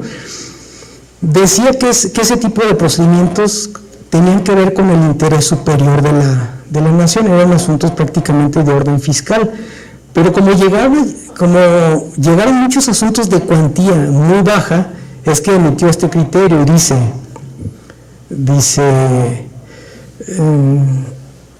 trasciende el interés superior de la nación, o sea, cuando se trata de asuntos de tal importancia que afecten en último análisis el interés mismo de la colectividad y que por ello no deben escapar al conocimiento del Tribunal Máximo del Poder Judicial de la Federación, con lo que se disminuirá de manera considerable el volumen excesivo de asuntos de su incumbencia. Estamos hablando de volumen, lo dio en el 70 la Suprema Corte.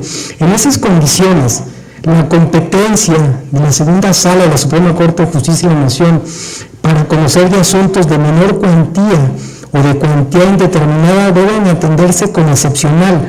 La excepción de esta competencia se sustenta a su vez en que el asunto sea a juicio de la propia sala de tal importancia que trascienda en último análisis el interés mismo de la colectividad al interés superior de la nación. Entonces hizo una separación y dice, por tanto, para que se surta la competencia de dicha segunda sala, no basta que un negocio en términos generales afecte el interés público.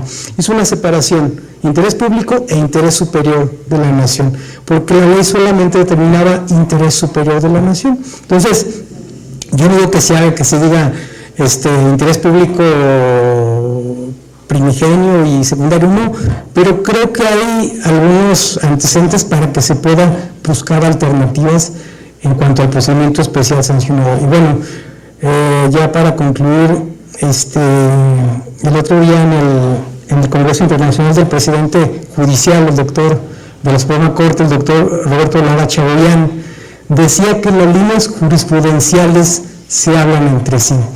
Lo que debemos entender por esto es que las jurisprudencias no deben de contradecirse. Yo creo que sí hay muchos criterios que están sujetos a interpretación y algunos de estos quizá deban estar ya obsoletos y siguen estando vigentes.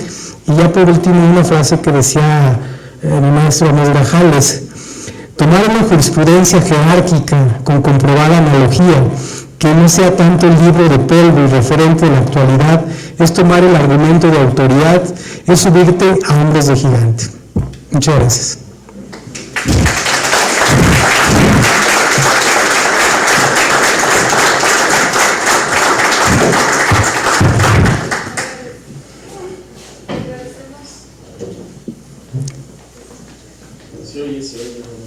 Agradecemos la participación de nuestro ponente el día de hoy y invitamos a los integrantes del pleno a que hagan entrega de ¿Habrá preguntas? Sí, disculpen, ¿no habrá preguntas? Sí.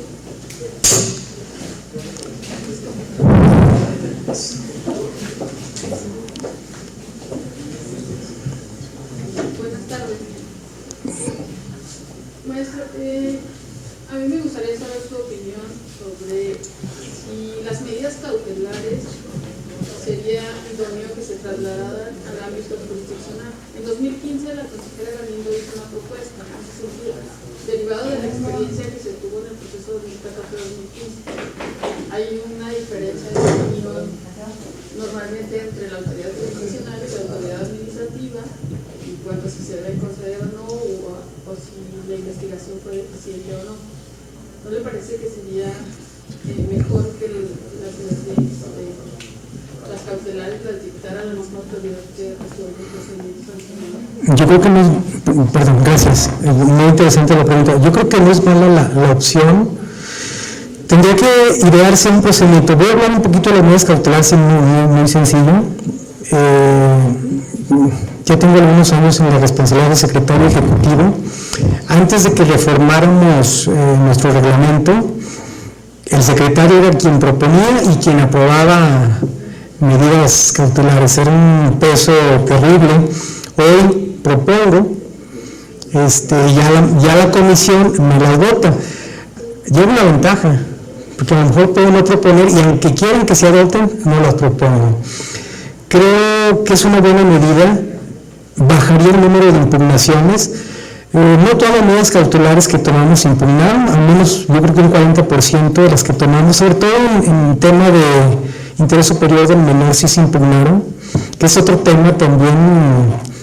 Yo sé que es el interés superior del menor, pero bueno, quizá la conformidad para que sus hijos aparezca en una publicidad de los padres tardía, no es suficiente como para que se siga el procedimiento. Cuando se acredita que es el tutor, el padre, y está de acuerdo, y también el menor, no debe seguirse, aunque sea el interés superior. Creo que son temas que pueden resolverse. Bueno, esos son los temas donde se impugnaron.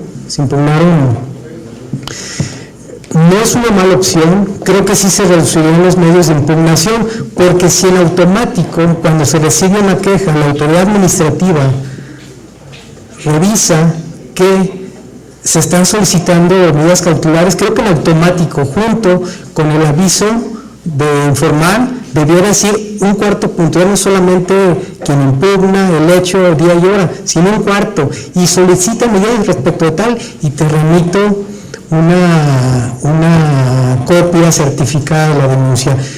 No, creo que es una buena opción. Estoy de acuerdo. ¿Alguna otra consulta para el ponente antes de ceder el uso de la voz a las magistraturas?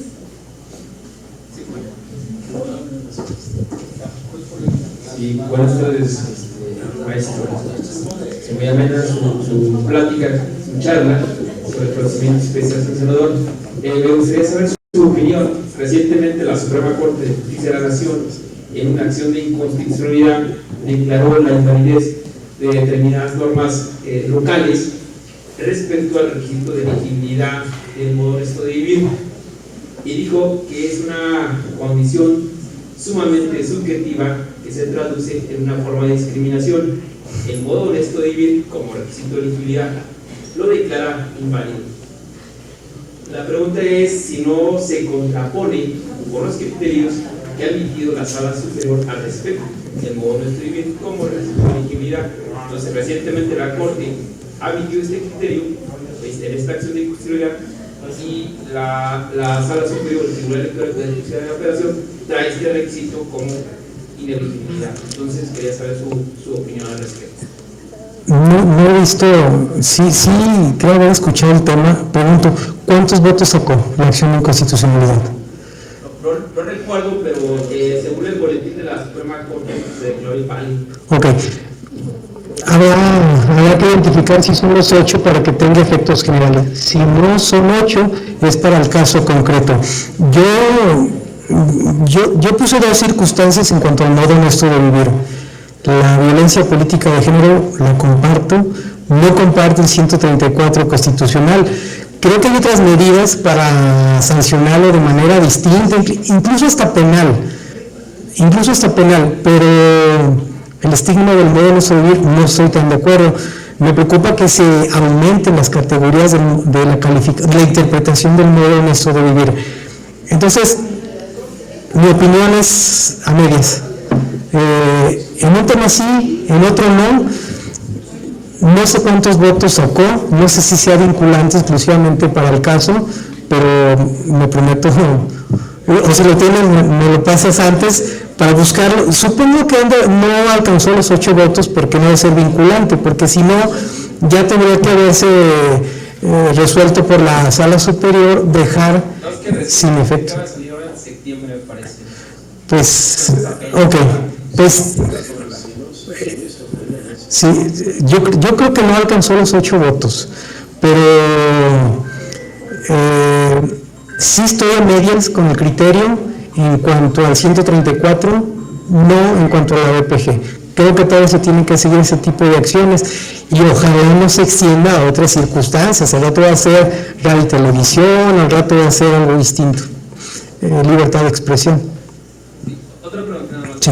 Respecto a los procedimientos especiales sancionadores en la integración de expedientes, quejas. Es un hecho, una realidad que en la actualidad todavía pues se presentan las quejas, se sigue el trámite correspondiente, pero termina el proceso electoral y aún así se siguen sustanciando los procedimientos. El efecto, según el objetivo, la finalidad de estos procedimientos es la inmediatez, es para poner un alto precisamente a este tipo de infracciones o violaciones a los principios rectores en materia electoral. Pero termina el proceso y aún se siguen sustanciando en el trámite de investigación por parte de los institutos electorales locales para recabar más pruebas o documentación al respecto, pero el proceso ya terminó y las partes denunciantes o denunciados pues ya no quieren acudir pues a las actuaciones, a la diligencia o contestar los requerimientos por parte de la autoridad administrativa. Entonces ahí ¿qué podríamos hacer? ¿Qué podemos proponer? Fue parte de lo que mencioné, o sea, esas famosas diligencias para no poder, redes sociales, investigación de domicilios, gente que no se localiza, cuentas que son realmente piratas, eso nos trae esa complicación. Hay las medidas de premio, no tenemos de otra más que las medidas de premio. Yo estoy de acuerdo que se está perdiendo la inmediatez, por eso hice esa crítica. Está perdiendo el fin del procedimiento especial sancionador, se ha vuelto en un marketing electoral, se ha vuelto en un tema de venganzas también públicas. Entonces, pero a nosotros como autoridades administrativas y a los tribunales pues no nos dejan de otra más que agotarlo.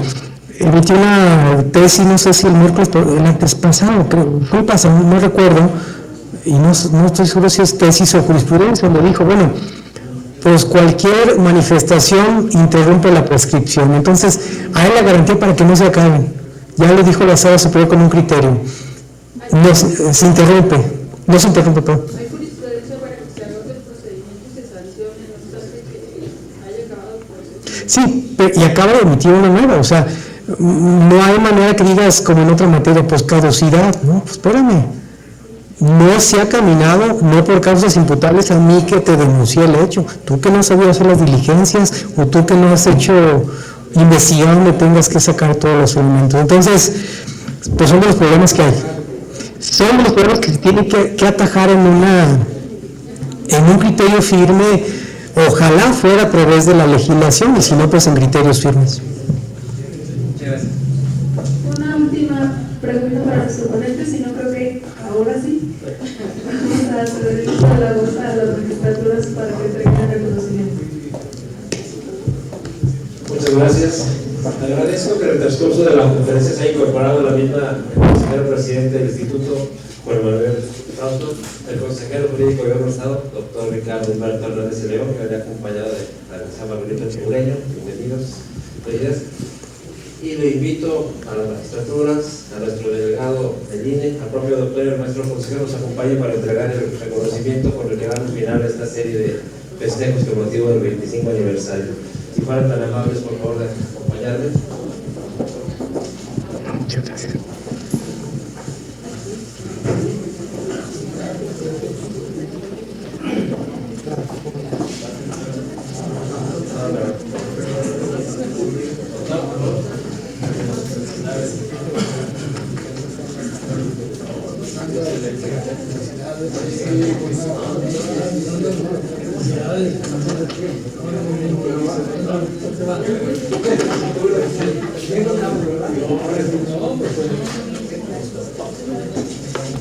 Primeramente se entrega el reconocimiento por parte de la Universidad de Gloria.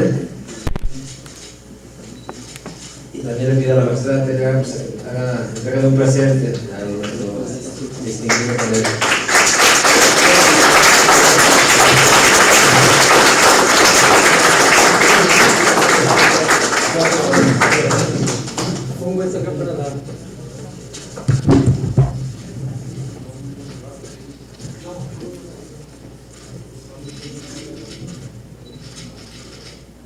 Muchas gracias, felicitamos a Díez por su 25 aniversario. Le agradezco todo el apoyo que se brindó con la asistencia de su personal y con el apoyo logístico que nos apoyó para la celebración de los eventos del COSIT. Díaz, bienvenido. Gracias a la familia que está presente. Doctor, gracias por acompañarnos. Y un agradecimiento muy especial al maestro Santos, nos dio una conferencia realmente magistral que nos ilustra mucho y que nos invita a volverlo a molestar en fechas próximas. Afortunadamente estamos aquí a 1:30 de camino y siempre serás bienvenido a este tribunal. Muchas gracias. Compañeros del Instituto, siéntanse como en casa. Compañeros del Tribunal, muchas gracias por su compañía, por esta serie de eventos. Fue un esfuerzo. A la coordinación administrativa se le agradece todo el apoyo logístico que permitió la realización de este evento, que se contara con todo y que todo ocurriera como un relojito. Muchas gracias a ellos. Doctora, muchas gracias por acompañarnos, muy amable. Y pues muchas gracias y buen provecho. Buenas tardes.